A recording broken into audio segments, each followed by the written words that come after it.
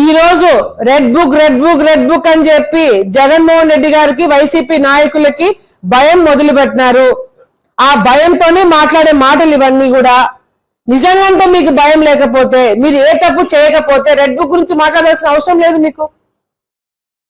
నిజంగా మీరు తప్పు చేయకపోయింటే ఈ రోజు మీకు సంబంధించిన వాళ్ళు, మీ ఎమ్మెల్యేలు, మీకు సంబంధించిన నాయకులు ఈ రోజు జైలులో కూర్చోరు. మీరు తప్పు చేసిన ఆధారాలు చూపించి ఆధారాలతో సహా ఈ రోజు వాళ్ళని కేసులో పెట్టడం జరుగుతుంది. కానీ ఎటువంటి ఆధారాలు లేకుండా మీరు చేసే కక్ష రాజకీయాలు ఎంత దారుణంగా ఉన్నాయంటే, ఆఖరికి కరోనా టైంలో మాస్కులు ఇవ్వట్లేదని చెప్పిన డాక్టర్ని కూడా హింసించి వెంటాడి ఆయన చనిపోయేలా చేసిన వ్యక్తులు మీరంతా.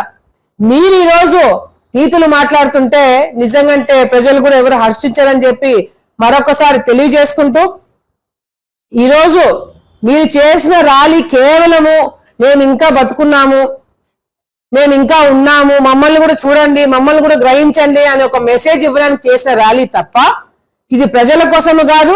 వెన్నుపోటు మీరు మీ ప్రభుత్వంలో మీరు వెన్నుపోటు ప్రజలకి పొడిచినారు.